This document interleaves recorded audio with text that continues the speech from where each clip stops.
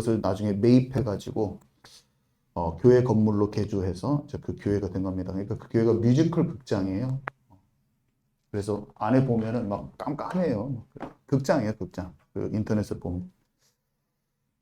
틴 챌린지라고 하는 청소년 마약 중독자 재활 프로그램을 이분이 만들었는데 전 세계 101개국 450개 이상 센터가 운영되고 있으면서 이런 마약 중독 재활 치료하면서 복음을 증거하는 그렇게 전 세계로 이렇게 뻗어나갔고 저희 집에도 십자가와 칼이라는 책이 있는데 뉴욕 갱단 두목 니키 크루즈라고 있거든요. 그 사람이 예수님께로 돌아온 그 회심한 내용을 담고 있는 책인데 그 니키 크루즈 그 존 라미레즈라고 그 사단 숭배자였던 사람이 그 니키 크루즈가 자기 동네에 와가지고 공연을 했어요. 이게 깽단이었는데 이 사람이 막 래퍼야 또 막 예수님 믿고 찬양 사역을 막 한 거야.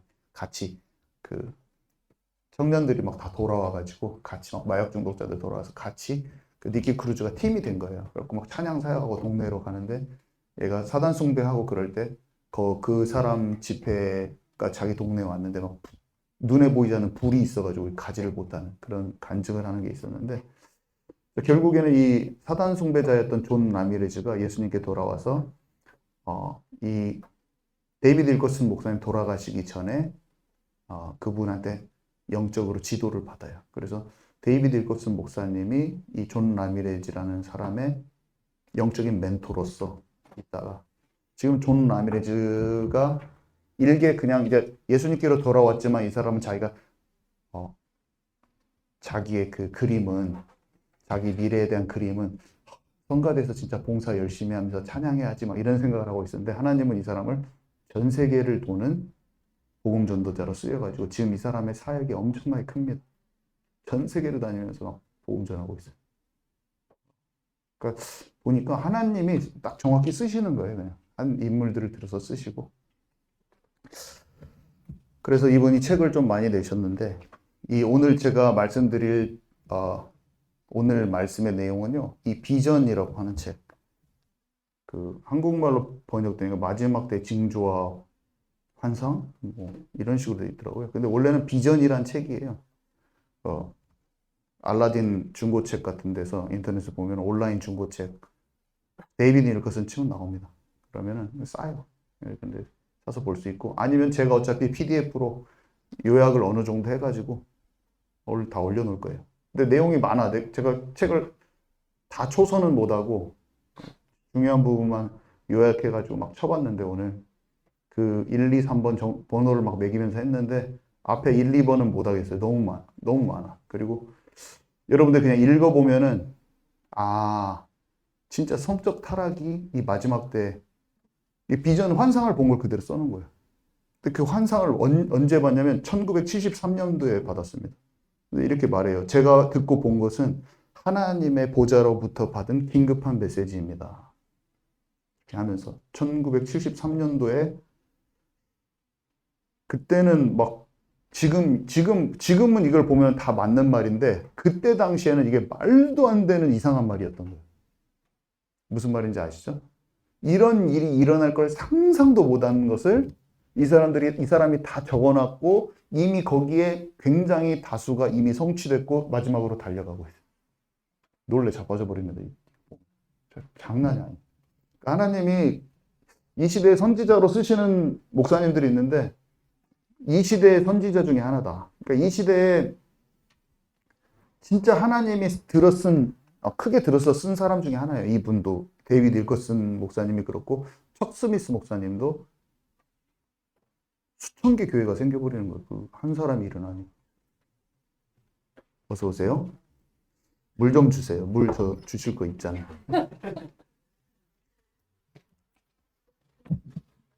그래서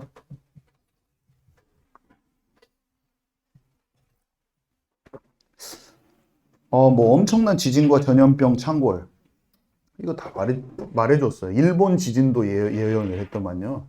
일본에서 특별히 일본 지진을 말을 했더라고요. 와, 내가 그거 오늘 다시 보고 깜짝 놀랐네. 옛날에 봤을 때는 몰랐는데 지진을 얘기하면서 일본 지진을 딱 거론을 했더라고요. 우리가 최근에는 튀르키예 지진 2년 전에 5만 6천 명 죽고 코로나 바이러스는 세계보건기구 집계 데이터로 보니까 700만 명 사망했더라고요. 근데 성경에는 이런 전염병 구절이 한 구절밖에 없어요. 근데 이분은 전염병 창궐에 대해서 다 설명을 다 해놨더라고요. 10년 전, 20년 전만 해도 그러니까 1973년 때는 이게 지진이 이렇게 빈도가 높아졌지 않았기 때문에 그냥 성경에는 써 있지만 그냥 사람들이 그냥 그런가 보다 했는데 지금 이 메시지를 봤을 때는 엄청난 거죠. 그대로 완전히 그냥 한번 봐보세요. 그리고 두 번째는 첫 번째는 그냥 빨리 지나가. 두 번째는 이제 성적 타락에 대해서 쭉 나옵니다. 그때 당시에는 미국이 굉장히 보수적이어가지고 이런 식으로 현재 일어나고 있는 학교에서 일어나고 있는 아이들한테 이렇게 성적인 게 접근하고 음란의 타락이 들어오는 것에 대한 묘사가 그때는 이렇게 되리라고 왜 미디어를 통해서 이렇게 오는 것들이잖아요. 이런 것들에 대한 아주 상세한 설명이 되어 있는데 지금을 그대로 얘기해 버립니다. 그때는 미국 사회가 안 그랬어요. 그런 미디어 매체도 없었고 그 보수적이라서 그렇게 못했던 것이. 근데 그대로 이 사람 다 적어놨습니다. 이거 내용이 많아서 다 그냥 읽어보세요. 제가 그냥 올려놓을게요. 동성애도 마찬가지로. 동성애도 이렇게 유행하게 될 것을 그대로 다 써놨고. 그 다음에 물질에 대한 유혹. 번영신학이 나타날 거에 대해서 쭉 써있고. 사람들이 너무 바빠져서 미디어 때문에 바빠지고 이런 것 때문에 재밌는 것들이 많아져서 하나님과 교제가 들어가는 그 시간이 줄어들고 하나님과 함께하지 않는다. 그걸 얘기하고 있어요. 이 세상이 너무 바빠지고 보는 것들이 많고 그래가지고 하나님과 교제하는 그 한 시간을 골방에 들어가서 하나님과 교제를 못한다. 이렇게 딱 써놔. 이 시대가. 그래서 그리스도인들이 진짜 마음을 하나님과 함께하지 못하고 세상에 좋고 재밌는 게 많은 거야. 그래서 젊은 청소년들과 청년들이 다 세상에 재미있는 친구들이랑 노는 거. 재미있는 취미거리. 세상에 재미있는 것을 가지고 하나님과 교제만 안 하고 쏙 마음이 뺏겨가 본다는 거. 그래서 그대로 써 있습니다. 한번 읽어보시기 바랍니다. 그리고 목회자들을 향한 핍박과 험담, 거짓 교리와 엉터리 예수 운동 뭐 이런 게 쭉 있고요. 오늘 저는 여기 시간이 없어서 세 번째 거 미래의 청년들의 가장 큰 문제라는 제목으로 되어 있는 것을 얘기할 겁니다.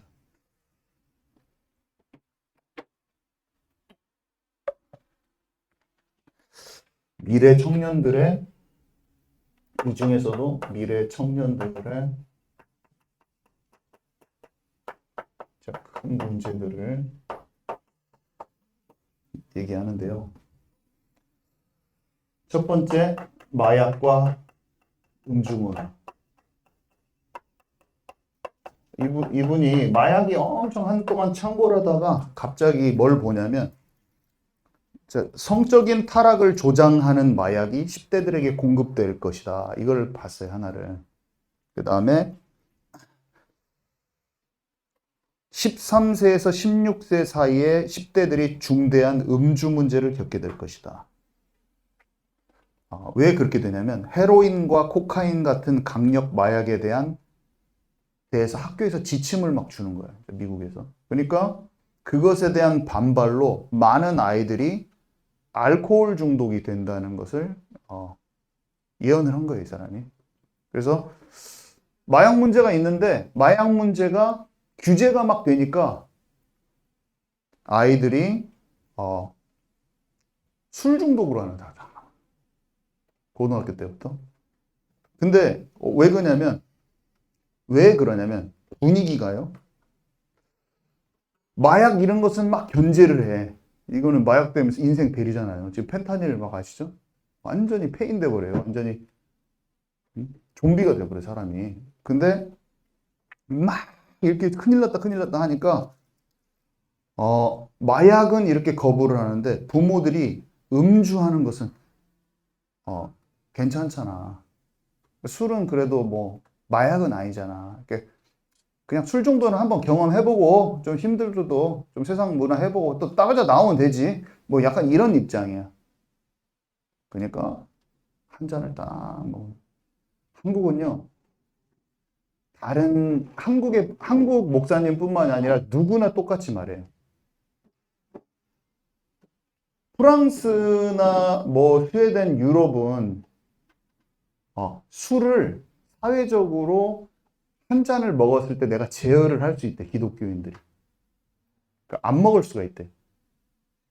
한국은요, 모든 사람이 말합니다. 한국에서 신앙생활을 하려면 술을 한 잔 받아주면 무조건 그 음주 문화로 들어간다.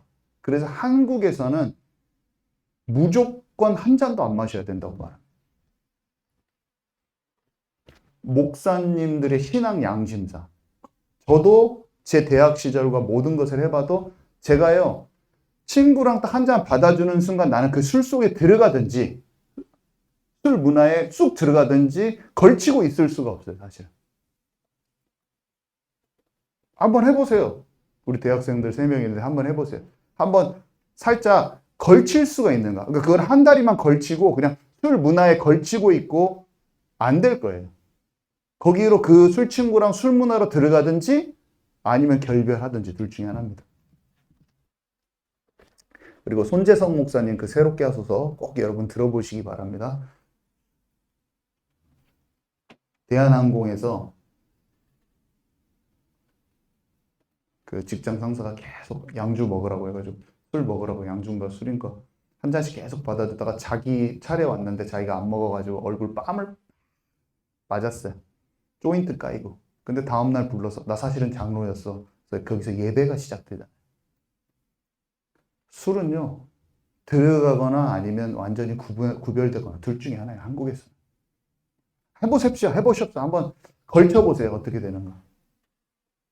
처음부터 초장부터 딱 잘라야 됩니다. 여러분. 아멘이십니까? 여러분 어렸을 때 다 자르세요. 우리 교회는 그렇게 흐지부지 하려면 다른 교회 가세요. 다른 교회 가서 이런 교회 있잖아요. 목사님들이 이렇게 해주는 데 있어요. 술 먹고 담배 펴도 천국 가니까 괜찮아. 그리고 막 그 옥상에다가 담배 피는데 다 만들어 놓은 그런 교회 가세요, 여러분. 우리 교회에서는 없어요, 그런 거. 오늘 또 얘기하겠지만 우리 그 교회 가세요. 괜찮아요. 술 많이 먹고 싶으면 거기서 목사님들이 인정해 주시는데 가서 그 교회 청년들이랑 술 먹고 댕겨요. 우리 교회는 마음을 지키는 교회로 갈 거니까. 여러분 아멘이십니까? 가세요. 가세요. 저는 괜찮아요. 그 진짜로 살아있는 사람만 있어야 돼요. 우리 교회는. 그냥 다 가서 담배 피면서 예배 보고 술 한 잔씩 먹고 교회에서 뭔 일 있으면 술 한 잔씩 먹고 하고 하세요. 우리 교회는 없습니다. 우리 교회는 술 중독자가 와서 치유받는 교회가 돼야 돼요. 남편들이 술 끊고 아내와 같이 예배 드리러 오는 교회가 돼야 돼요. 아멘. 아니, 격하게 공감. 여러분 그래서 좀 체질이 안 되시는 분들 좀 도전하세요. 제가 지금 여러분들 쫓아낼 수는 없잖아요. 그죠?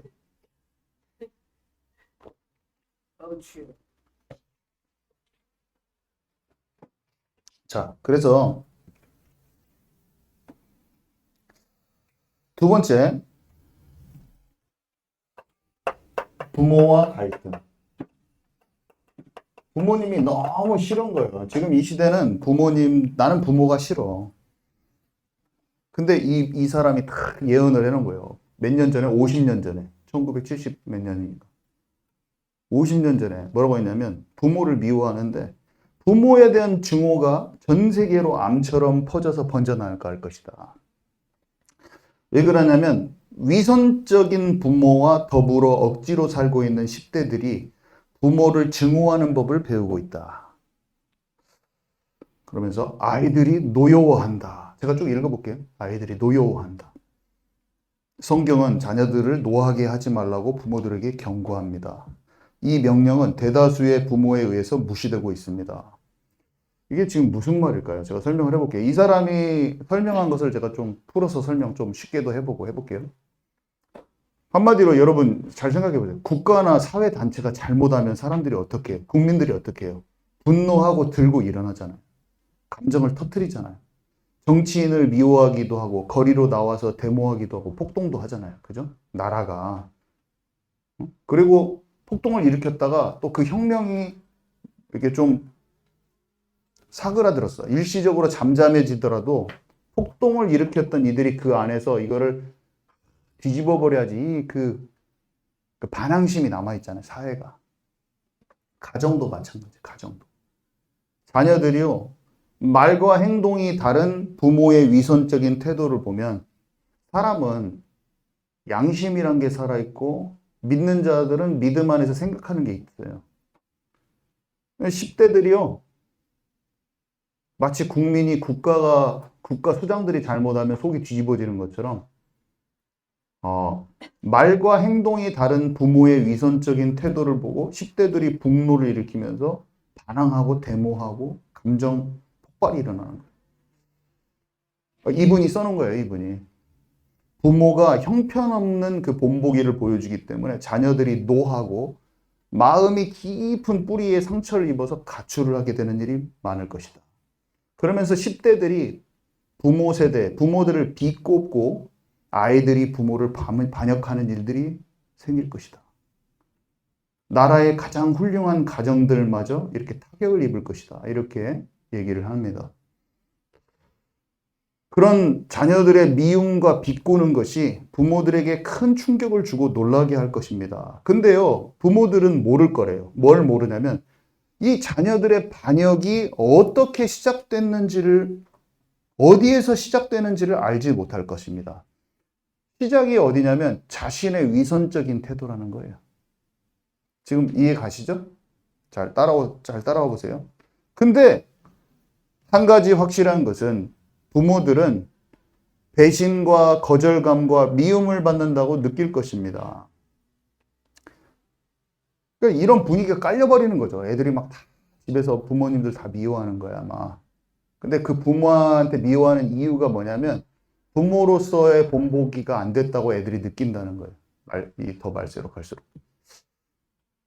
그런데 복음을 전하는 목회자들도 마찬가지일 것입니다. 복음을 전하는 목회자들도 장차 올 이 문제로부터 피할 수 없게 될 것입니다. 그게 무슨 말인가요? 자기가 막 따르던 지도자들을 고소하고 분노하고 비웃고 폭발한다는 거예요, 지금. 왜 폭발합니까? 분노를 여러 모습으로 표출하게 될 건데 왜 그렇습니까? 왜 이들이 부모면은 사랑으로 권면하거나 기다려주고 이렇게 해야 되지? 왜 폭발해서 법적으로 소송하고 고발하고 왜 서로를 정죄합니까?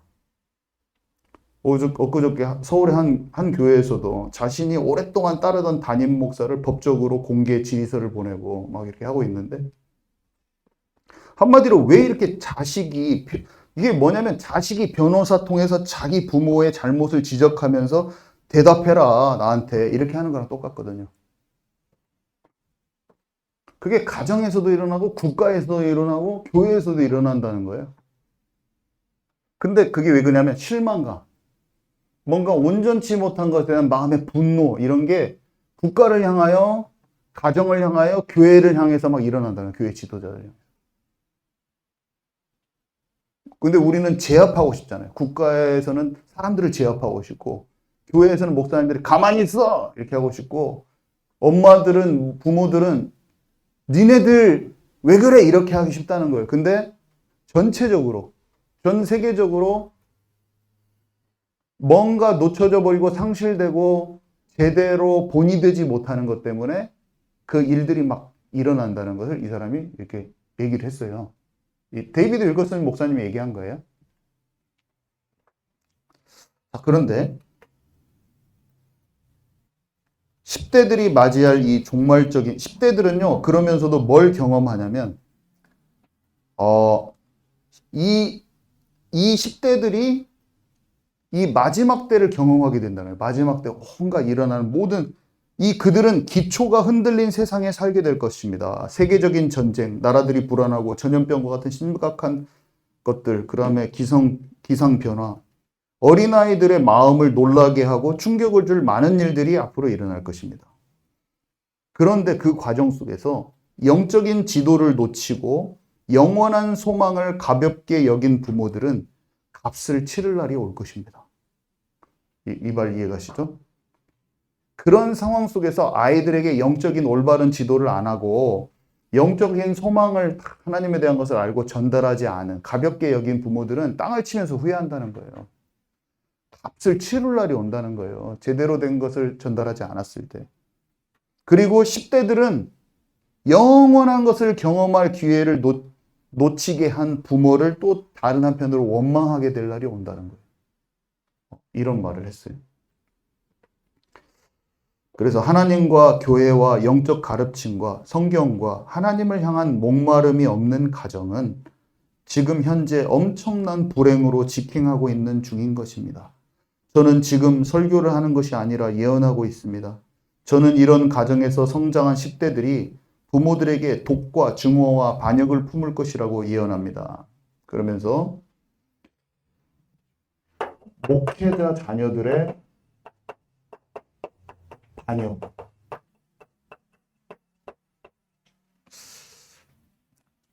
사역자들이요, 성적 부도덕이 엄청 심해질 것이다.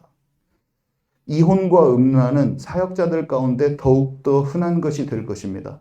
성직자들이, 한마디로 목사들이 성적 문제에 연루되는 일이 점점 늘어날 것입니다. 그리고 성직을 떠날 것입니다. 어떤 이들은 성직을 떠나지 않을 것이지만 비밀 연애를 이어갈 것입니다. 불륜한다는 얘기예요, 불륜. 개신교 사역자들이 계속해서 성범죄에 빠질 것이며 대부분은 은밀하게 저질러질 것입니다. 저는 수천의 매우 독실한 목사와 성도에게 은밀한 음행이 일어나고 있는 것을 환상으로 보았습니다. 저는 복음을 맡은 모든 진실한 목사와 성직자가 유혹을 받는 가장 위험한 시기가 오고 있음을 보았습니다. 자신은 절대로 유혹받지 않는다고 생각하는 사람들이 가장 심하게 유혹받을 것입니다. 하나님께서는 마음을 다하여 하나님께로 돌아오는 사람들을 받아주시고 구원하실 것입니다. 계속 추파를 던지고 욕구를 채우려는 사람들은 절망과 실패와 혹독한 시간을 보내게 될 것입니다. 하나님께서는 머지않아 은밀한 죄를 경노하실 것이며 하나님의 심판이 성적 범죄를 끊임없이 저지르는 사람들의 삶에 임할 것입니다. 은밀한 죄를 버리는 사람들은 새롭게 되고 치유받을 것입니다. 그래서 많은 목회자 자녀들이 상처로 인해서 분노할 것이라는 거예요. 어느 날 그 자녀들이 증오심을 품고서 자기 아빠나 엄마를 대적하게 된다는 거예요. 뭐라고 하냐면, 아빠는 가짜예요. 아빠는 설교한 것을 지켜 행하지 않았어요. 아빠는 엄마와의 결혼 생활이 회복불능이라고 말하면서 정작 저의 문제에 대해서는 포기하지 말고 해결하기를 원했어요. 이제는 저에게서 꺼져버리세요. 저에게 더 이상 설교하지 마세요. 아빠는 인생의 문제들을 스스로 해결하지 못하니 저에게 이래라 저래라 말할 자격이 없어요. 향후 10년 동안 많은 어머니가 딸들이 일어나 자신들을 저주하는 것을 보게 될 것입니다. 10대 소녀들의 세대는 술 마시고 흥청거리며 담배 피우고 속이고 이혼하는 육신적인 세상에 빠진 어머니 세대를 대적하며 저주할 것입니다. 머지않은 미래의 젊은이들이 부모의 모든 위선을 완전히 혐오하게 되는 것을 보게 될 것입니다. 담배 피우는 목사들이 강단에서는 마약을 복용하지 말라고 10대들에게 설교하면 그들 자신의 위선으로 인하여 조롱받게 될 것입니다. 자기는 담배를 피우면서 애들은 마약하면 안 된다고 막 이렇게 설교를 하는 거야. 복음으로 마약을 이겨야 된다고 하는데 자기는 몰래 감추고 담배 피우는 거죠. 이게 위선으로 인해서 드러나면 어떻게 되냐면 10대들이 보고 그 목사를 조롱한대요. 그 일이 지금 다 일어나고 있는 거예요, 지금. 그러니까 마약하지 말고 막 호흡 열심히 하라고 하는데 자기는 엉뚱한 걸 하고 있는 거야. 그거라고 전혀 안 맞는 거를 하는 거야. 근데 이런 것을 오만 교단에서 다 많이 일어나는데 데이비드 윌커슨 목사님이 50년 전에 다 얘기를 하고 있는 거죠. 자기의 약점들과 습관들이 10대의 습관들과 죄들보다 덜 나쁜 것이라고 변명하는 목사들과 부모들은 자기의 행위를 해명해야 할 것입니다. 위선자들의 설교는 영향력을 완전히 잃게 될 것입니다. 태도가요, 어떻게 돼요? 우리가 어떻게, 다윗은 어떻게 했어요? 처절하게 자기의 그 상태를 놓고 포장하지 않고 호소라고 회개를 하잖아요. 어떤 아무리 위대한 지도자도 아무리 내가 어른이야. 그래도 하나님이 들춰내신 죄 앞에서 통곡할 수 있어야 돼요, 여러분. 자존심을 버려야 돼요. 여러분, 아멘이십니까? 여러분, 우리는요, 안 그랬어. 그게 아니라 우리가 죄인이고 속을 수 있는 자인 것을 항상 고백해야 돼요. 그것을 안 해버리면 하나님을 거부하는 거야. 근데 지금 정말 많은 하나님의 쓰임받았던 인물들은 뭘 하냐면 입으로 복음을 다 얘기해. 근데 그 복음 앞에 내가 무릎 꿇지 않는 거야. 왜 그냥, 왜 그럴까요? 자존심이 상하고. 자존심이 상한 거야. 사람들 앞에서 그 말 하기가 쉬운 거야. 그러면서 바리새인들은 뭐예요? 나는 다 그런 것처럼 잘 되는 것처럼 기도해라, 기도해야지. 기도 안 하고 사람들이 우리를 공격하는데 기도하라, 기도 좀 하라고. 하나님 앞에 죽는 것입니다. 하나님 앞에 목 놓아 울어야 돼요. 하나님 앞에 목 놓아 울어야 돼요. 여러분과 저는 하나님 앞에 목 놓아 울어야 돼요. 아멘이십니까, 여러분? 내 자신이 너무나 속을 수 있다는 것을 알고 고백을 해야 돼요. 벌거벗은 임금님 가게 놔두면 안 돼요. 들어야 돼요. 자녀들에게 영적인 것을 가르치는 중에 담배 피우고 술 마시고 속이는 부모들은 자기의 위선 때문에 자기 자녀들에 대한 영향력을 완전히 잃게 될 것입니다. 젊은이들은 가르치는 것과 행동하는 것이 다른 부모들에게 순종할 기분을 느끼지 못할 것입니다. 젊은이들은 자기 부모들에게 저에게 행동으로 보여주세요라고 요구할 것입니다.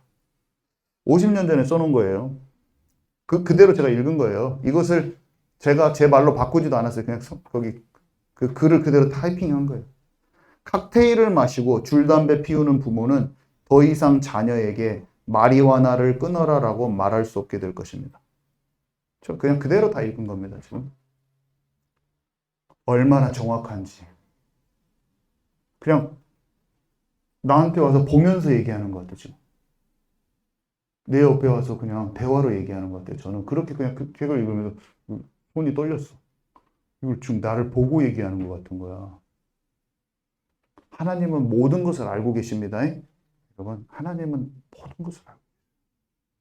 사탄이 어떻게 속일지, 사람들이 어떻게 넘어질지 다 알고 있어요. 근데 더 문제는 이걸 듣고 회개하지 않는 거예요. 이 말을 다 들었습니다. 여러 통로로 이 말을 들은 거예요. 가까운 지인을 통해서, 제자를 통해서 다 들었는데 그 사람이 듣지 않는 거예요. 근데 그 사람 걱정할 게 아니야. 나요, 나. 여러분과 저에게 하나님이 어떤 통로로 말하시는 것을 그 완고함을 완전히 내려놓고 그걸 버려야 돼요. 어떤 사람이요. 우리 교회 사람 아니야. 우리 생인교회 사람 아니야. 막 거기를 비방하면서 저한테 연락을 하는 사람들이 몇 명이 있습니다. 카톡으로도 말하고 전화도 와서 막 비방합니다. 근데 자기를 안 바꿔. 자기가 있는 거는 자기가 그 쥐고 있는 거 안 내려놔. 근데 제가 그 말은 못 했죠. 안 했어요. 엄청난 거예요, 지금. 그 사람이 문제가 아니에요. 그 사람이 문제가 아니에요. 그 사람은, 저는 그 사람 얘기하지도 않아요. 그 사람 정죄하지 않아요.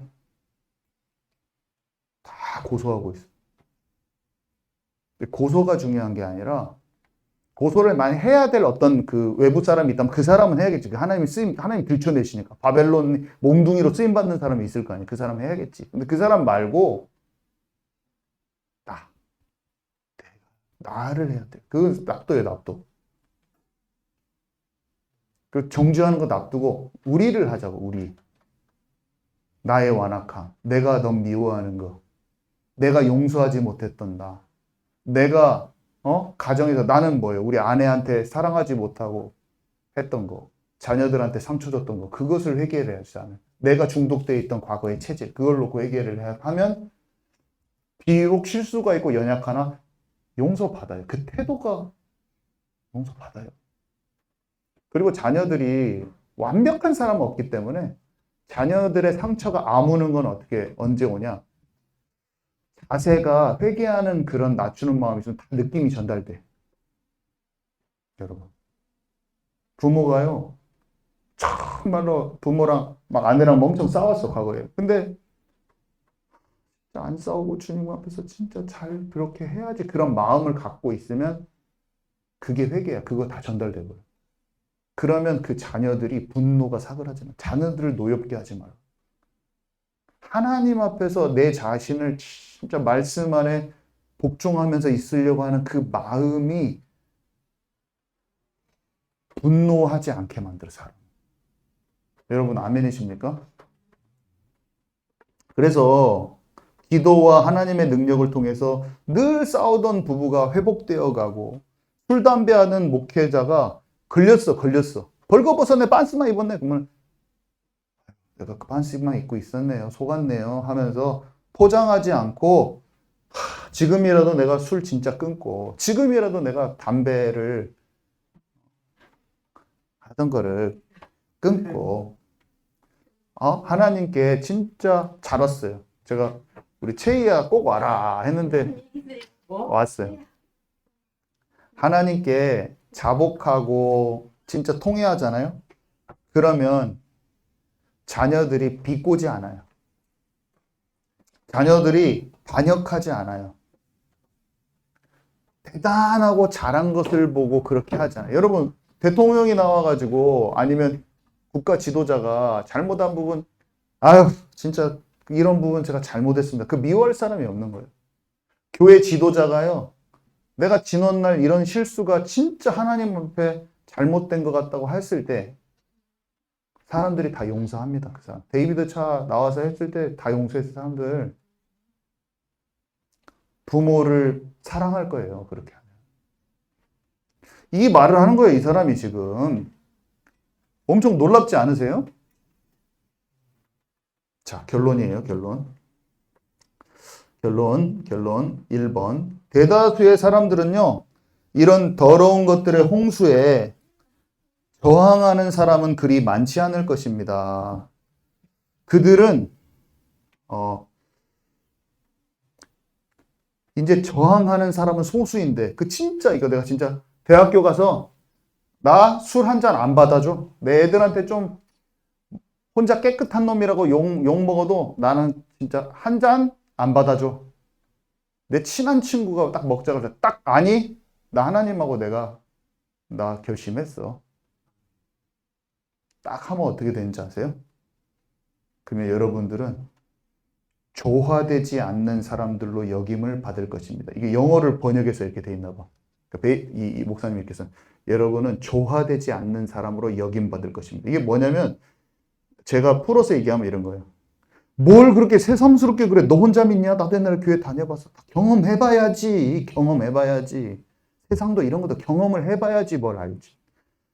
술 한 잔 안 먹어보고 세상을 어떻게 얘기해. 야, 요즘에는 목사님들도 다 술 한 잔씩 걸치고 담배 핀다고 구원 취소되냐? 술 한 잔, 맥주 한 잔 먹은다고 구원 취소되냐? 그 율법주의 아니야. 이렇게 하면서 조화를 못 이루는 어떤 사람처럼 여김을 받게 될 것입니다. 저는 이 말이 이 목사님의 말처럼 들리지 않고 하나님이 저에게 말씀하시는 것 같아요. 저는 그래요. 여러분은 이걸 데이빗 윌커슨 목사님이 하는 말 같으세요? 아니면 그 안에 계신 성령께서 얘기하는 것 같으세요? 여러분 어떠세요? 저는 이것이 하나님의 기준이라고 저는 생각합니다. 그래서 우리 교회에 계신 모든 장로님, 성도님들, 청년들, 청소년들은요, 기억하세요. 술, 담배, 작은 거 허용해서 성전을 더럽히지도 마시고. 지금은 혼전순결 이런 거 아무것도 아니에요. 지금은 그냥 막 자기 몸을 다 굴리는 시대예요. 근데 여러분은 몸과 마음을 지키세요. 순결하게. 우리 교회는 세상에서 아무리 풍파가 밀고 와가지고 다른 기준으로 해도 우리 교회는 이 기준이 하나님의 기준이라고 저는 믿습니다. 저는 그렇게 할 수 없죠. 우리 교회는 술, 담배도 하지 마세요, 여러분. 아이고, 너무 율법적인 교회라? 그러면은 그냥 율법적인 교회 되고 말으세요, 우리 교회는 그냥. 욕하면 그냥 율법적인 교회야, 우리 교회. 그냥 그렇게 말으세요. 그냥 하나님이 원하시는 거룩함으로 가겠다고 여러분 결단 내리시기 바랍니다. 그거 안 있으면 우리가 올 필요도 없어요. 그냥 아무 데나 섞여서 살지. 그거 하려고 우리가 여기 뭐 문방구 2층에서 막 이렇게 모여가지고 뭐 할 필요가 있어. 대충 그냥 넓은 데서 같이 살면 되지. 대충 살아가면 아무 데나 다 가셔요. 그냥. 나 혼자 할란 게. 교회 나 혼자 할란 게. 아, 진짜요. 그 마음으로 지금 교회 시작된 거예요, 지금. 안 그러면 의미가 없어요. 여러분을 마음대로 하고 싶으면 다른 교회 가시라. 오늘 다시 말하지만 다른 교회 다녀라. 술 그 청년들이랑 같이 많이 먹는 데도 많아. 끝나고 같이 가서 거기로 가세요.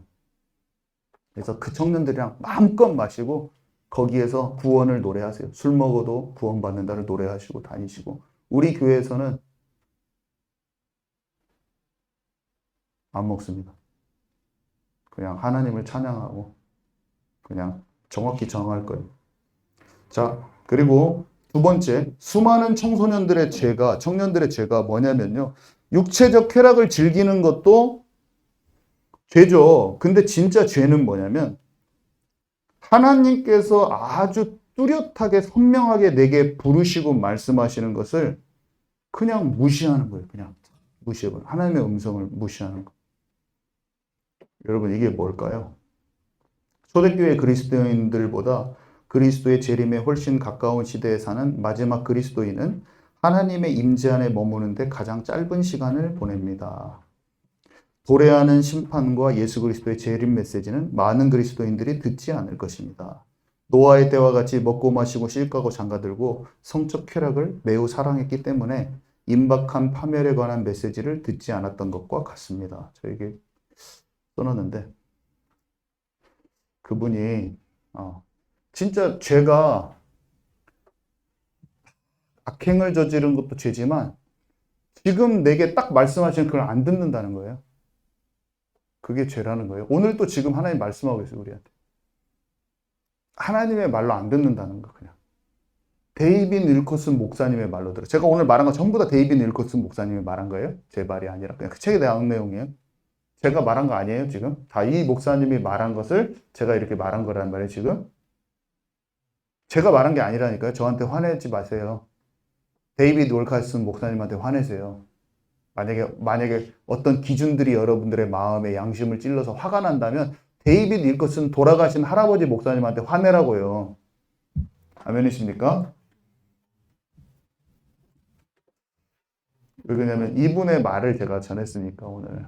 이분의 기준이 저는 동의를 하는 것뿐이지. 이분이 말한 것이 저는 맞다고 생각해요, 그냥. 그리고 성령의 사람이구나. 그리고 오늘 나와 내 주변 환경에 왜 이렇게 정확하게 메시지를 주냐.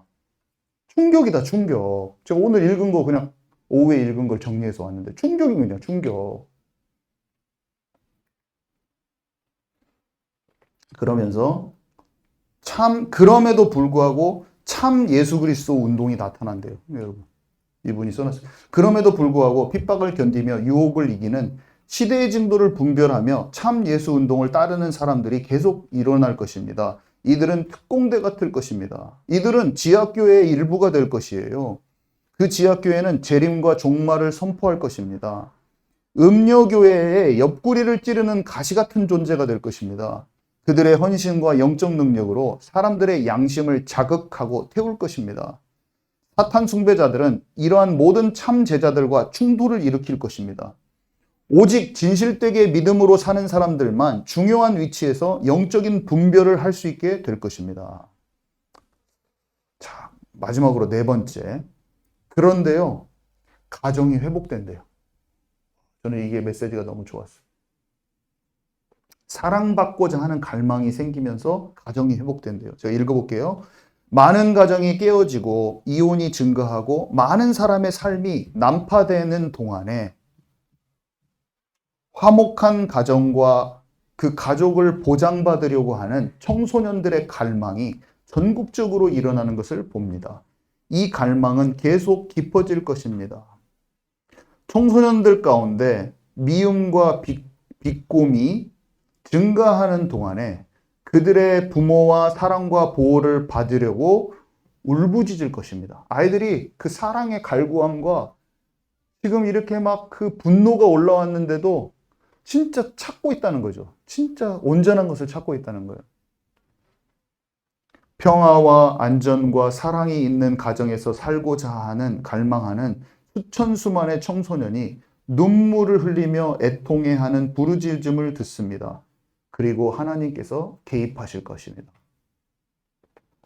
그러니까 아이들이요, 집안에서 예수님 안 믿고 세상에 속해서 사탄의 종노릇하는 부모들한테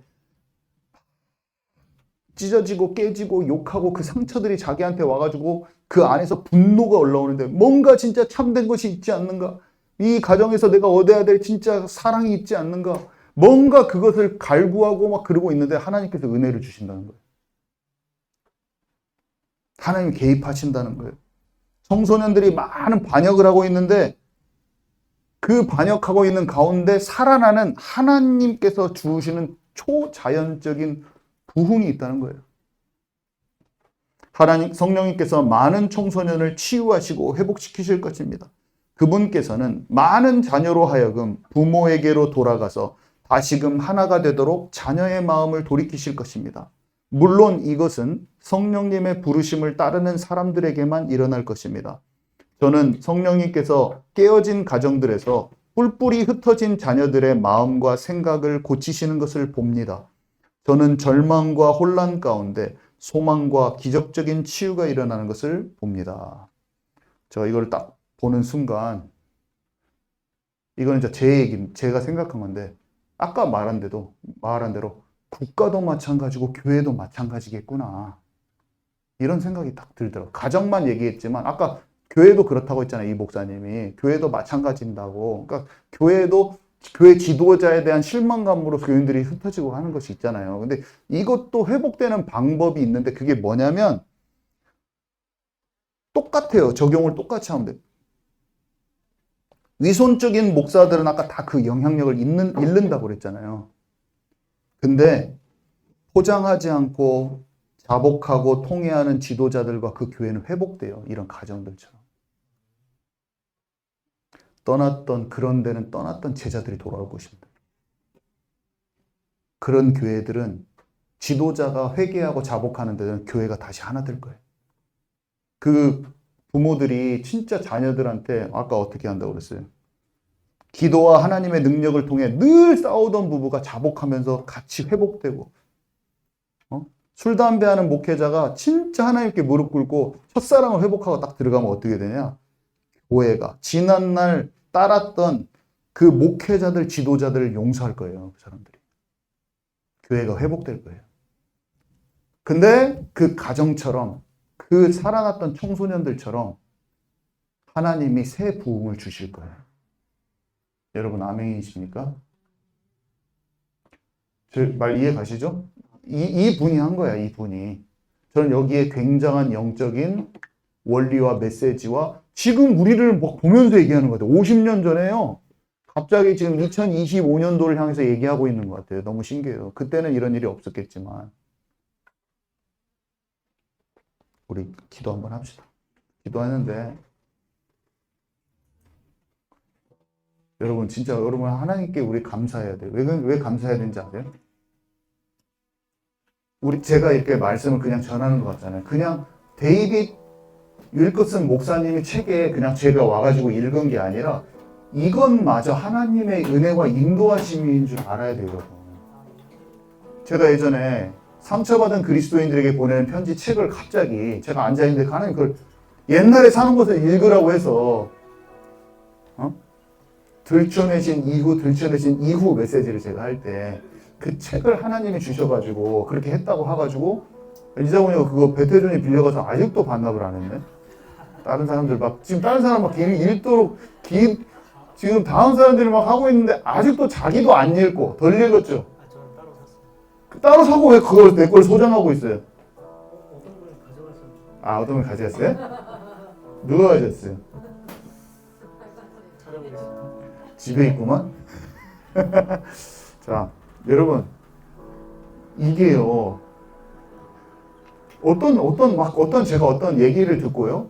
어떤 걸 막 생각하고 있어.